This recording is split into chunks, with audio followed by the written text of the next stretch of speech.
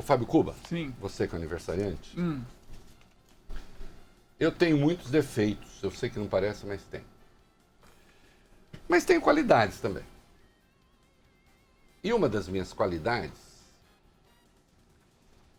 é não olhar de que lado, quem está de que lado do balcão para dar opiniões. O que deixa as pessoas um pouco chocadas, às vezes. Né? Tem uma escória aí, que hoje apoia o governo. Ah, quer dizer que todo mundo que apoia o governo é escória? Não. Há uma escória que hoje apoia o governo e que já apoiava o governo do PT. Que é a escória que apoia qualquer governo. É escória. Que apoia o governo por princípio. Há um outro tipo de escória, de gente lixo, né, de gente chulé, para usar uma palavra que uma amiga minha odeia, né, a palavra e a coisa em si, de gente chulé, que é o seguinte: eu batia em algumas práticas muito severamente quando o PT usava. Quando o PT usava, assim, quando o PT usava, eu achava muito feio. Agora, quando é o Bolsonaro, aí não, porque como ele está combatendo a esquerda sanguinária, na cabeça, como eles dizem, né? Então aí pode. Aí é normal. Então, aquilo que eu achava feio no PT, se aplicado pelo Bolsonaro, é bonito. Aí é bom. Aí é bacana. Aí é justo. Aí é decente. E isto vale, que curioso, para o próprio presidente e seus filhos. Não é? Vamos lá. Vamos falar um pouquinho do orçamento impositivo. Reinaldo Azevedo e orçamento impositivo. O orçamento impositivo foi aprovado, seu Fábio Cuba, eu pedi para passar a imagem lá para a turma. Sim. O orçamento positivo, coloque aí no ar um título de um post meu em que eu digo que eu vetaria o orçamento impositivo. Eu disse, a muitos pode surpreender, mas eu vetaria, na condição de presidente, se fosse orçamento impositivo. Sabe quem estava na presidência, Fábio Cuba? Dilma Rousseff. Ela não vetou. Eu disse, eu vetaria. Tá aí, tá no ar. Tá lá, ó. Orçamento impositivo. Talvez surpreenda muita gente, mas eu teria votado contra. Aliás, votado contra, né, velho? De vez em quando, deixo Dilma menos solitária. E ainda deu um risinho. Eu teria votado contra o orçamento impositivo. Sabe por quê? Porque o orçamento no Brasil já é muito engessado. Quando você coloca os desembolsos obrigatórios e mais coisas que... 95% do orçamento praticamente estão engessados.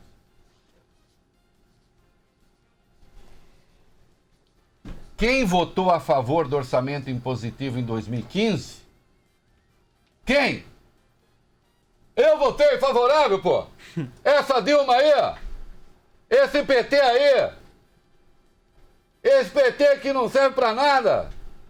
Eu votei a favor do orçamento impositivo! Porque os deputados têm de ter voz! Então, presidente Jair Bolsonaro, o senhor votou a favor como deputado e o Reinaldo Azevedo, jornalista, que não gostava da Dilma, disse, eu teria votado contra. Mas tem mais. Quando agora o orçamento impositivo foi votado no governo Bolsonaro, eu escrevi 6 posts criticando o orçamento impositivo. 1, 2, 3, 4, 5, 6. E disse que tinha sido uma derrota para o governo a vitória do orçamento impositivo. Então, esse terrível... Olha lá, tá lá, governo no chão, o item 5. Aí já é do Eduardo, já antecipa um pouco. Eduardo vota contra o governo, pai faria o mesmo, ele sugere.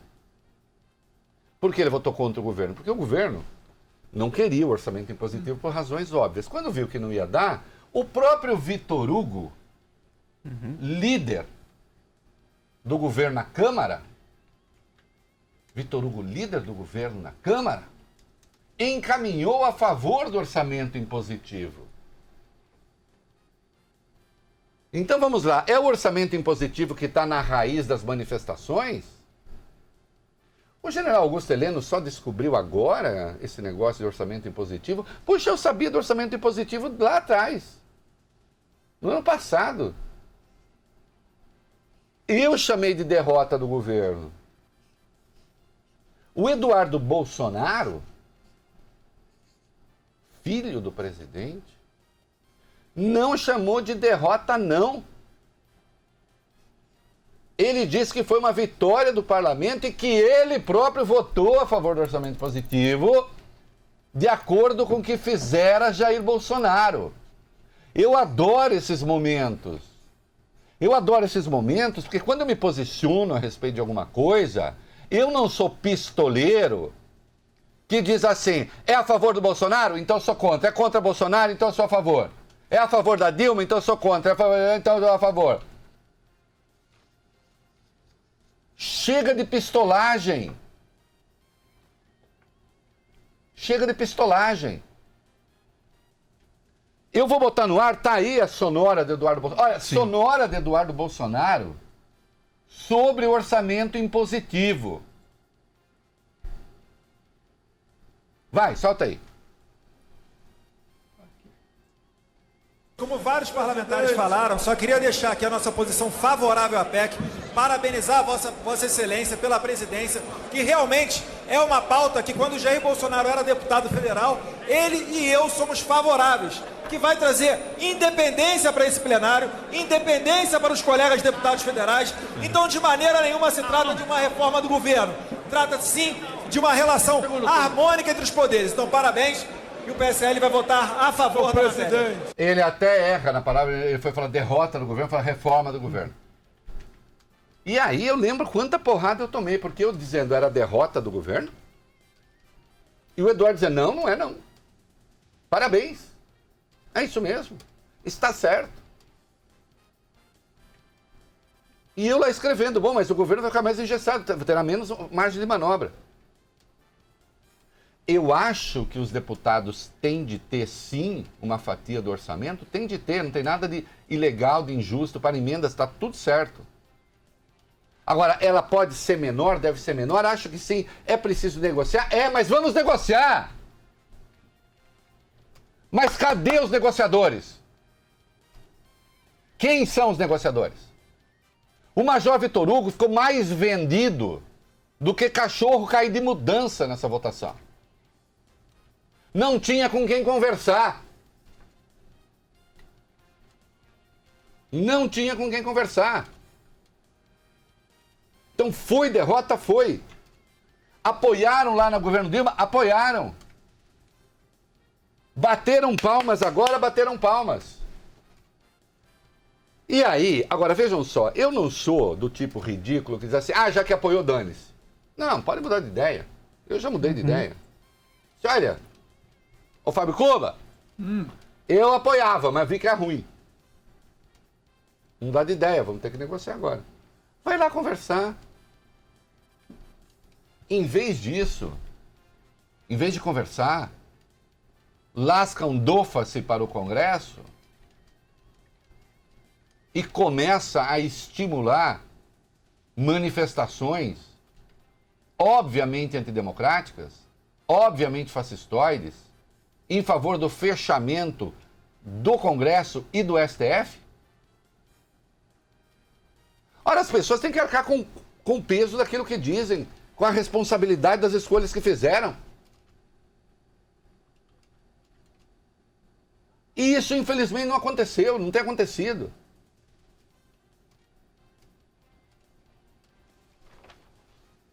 Com quem fala o governo Bolsonaro? Lá no Congresso. Com quem? Quais são os interlocutores? E aí vai o presidente e passa adiante 2 vídeos estimulando manifestações em que o presidente da Câmara é retratado como um porco? Como um salafrário? como alguém que está disposto a tomar o presidente e suas prerrogativas?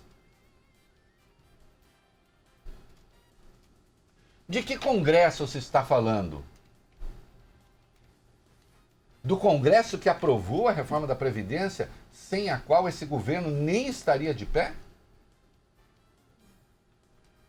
Vamos discutir o orçamento impositivo, vamos discutir o mérito desse orçamento impositivo? Vamos. Agora, que se faça com maturidade, que se faça com sabedoria, que se faça com grandeza política. Na live de ontem, aquele espetáculo grotesco, o Bolsonaro nem passou por essa questão do orçamento. Ele reclamou genericamente do Congresso. E qual exemplo ele deu, Fábio Cuba, de encaminhamento que ele quer para o bem do Brasil? O Congresso não vota. O negócio da carteira de motorista e do aumento de pontos. Não, você que está aí, que é motorista, não é o caso do tio Rei, né? Ele não sabe nem ligar carro. Agora tem botão, mas eu também não. Também não me interessa. Para mim, tanto faz. Agora, eu sei que a maioria dos motoristas acha que... Quantos pontos são para suspender a carteira? 20? 20, deveria ser 40. Se passar de 20, deveria ser 40. A gente pode discutir 500 coisas. E a CNH vale por 5 anos. E ele quer que valha por 10. Né? Eu, por exemplo, essa CNH de 5 para 10, eu sou contra. Mas eu seria favorável que houvesse um exame de fato, né? E não o que a gente sabe que tem por aí. Né? Talvez se pudesse rediscutir certas infrações, ter uma pontuação menor, enfim, dá para discutir tudo. Mas vem cá, esse é o grande problema do Brasil? Esse é o exemplo de dificuldade que o Congresso cria para o Brasil? Então, prestes a haver uma manifestação, que agora tem razão da ideologização absurda que houve, enfim, tende a ser grande, não sei, vamos ver. Ele vai discutir isso? Aproveitando para malhar o Congresso? É preciso fazer política com um pouco mais de responsabilidade. E, infelizmente, essa responsabilidade não existe. Vocês procurem aí na internet e vocês acham meus posts sobre orçamento impositivo. No governo Dilma, no governo Bolsonaro, está escrito lá, documentado. Está escrito lá, está documentado. E sabe por que a minha posição lá era aquela, minha posição aqui é a mesma? Não importa quem esteja do outro lado do balcão, porque eu não quero inviabilizar o Poder Executivo. O Poder Executivo é parte do jogo democrático. Agora, atenção, o governo está usando esta questão como um pretexto para emparedar, e é aí que o bicho pega. Está usando como pretexto. Não é orçamento impositivo coisa nenhuma, porque isso se negocia. É pretexto. É pretexto de quem pretende se colocar acima das leis. E por aqui não vão passar. Olha lá, governo no chão, Câmara aprova orçamento impositivo contra Bolsonaro. Eu escrevi isso, o Eduardo falou, não é contra Bolsonaro não, bobalhão, é mentira. Data? Volta lá, perdi a data. Ah, mas eu tenho aqui. Olha, 26 de março ou de maio? De 2019. Vê aí, eu mandei na coisa. Né? Um ano praticamente. E agora veio dar problema? Um é 26 de março de 2019, outro dia 27. Isso, 26, 27. Publicado ali na madrugada. Né? Faz um ano. O presidente, de maneira grosseira, absurda, falou que a Vera Magalhães, jornalista, precisa ter vergonha na cara. A Vera tem muita vergonha na cara. Os políticos brasileiros, se tivessem a vergonha na cara que a Vera e os bons jornalistas têm, certamente se daria melhor e faria a coisa certa. Né? Então venha a público, senhor presidente, venha a público, senhor Eduardo Bolsonaro, diga, nós erramos quando nós apoiamos o orçamento impositivo dessa maneira lá no governo Dilma. Nós fizemos isso, nós sim queríamos inviabilizar o governo Dilma. Agora, aqui nem foi uma tentativa de inviabilizar o governo Bolsonaro, porque afinal de contas teve o apoio do PSL, que à época não estava rachado, com o senhor Eduardo Bolsonaro batendo bumbo. Sabe o que é? Para quem não tem memória, para os idiotas, para os ignorantes, para o gado, pode funcionar. O jornalismo a soldo pode funcionar. Para as pessoas sem memória, pode funcionar. Para quem tem memória, para quem sabe o que diz, para quem tem coerência, aí não.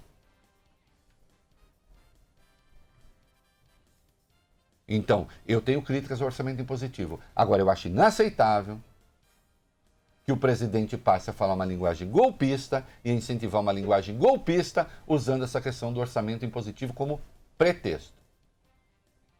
Porque não é o orçamento impositivo. É mentira. Isso também é mentira. Tá claro? Tá demonstrado? Tá evidenciado? Daqui a pouco no meu blog eu vou publicar todos os links lá bonitinho. Tá? É assim que funciona, meu filho. Mata a cobra e mostra o pau e a cobra. O instrumento que matou a cobra e também a cobra. Porque só uma coisa... né? Mas quando menos mostra a cobra. Né? Já que diz que matou. Como aqui se faz. Né? E não certa canalha que anda por aí, que quando se aprovou o orçamento impositivo contra a Dilma, aplaudiu. Isso mesmo, tem que botar o PT no seu devido lugar. Esse PT pensa que é quem? Quanto menos PT, melhor, porque não sei o quê, e parará, e não sei o quê e tal. A época que o PT me achincalhava, eu disse, eu teria votado contra. Esta mesma canalha que aplaudiu, agora descobriu que o orçamento impositivo é um crime contra a democracia, contra o presidente. Tem trouxa que aplaude? Se tem trouxa que aplaude, fazer o quê? E, Reinaldo, ainda sobre o orçamento impositivo, o Davi Alcolumbre, presidente do Senado, presidente também do Congresso, ele convocou para terça-feira da semana que vem, no retorno dos trabalhos do Legislativo, a sessão do Congresso que vai analisar os vetos do presidente, inclusive o veto sobre o orçamento impositivo. Isso, que vai tentar diminuir a fatia. Notem, com conversa se teria conseguido tudo. Mas para quê, né? Para que usar os instrumentos da democracia se a gente pode brincar de tirania? Esse governo não entende a natureza da democracia.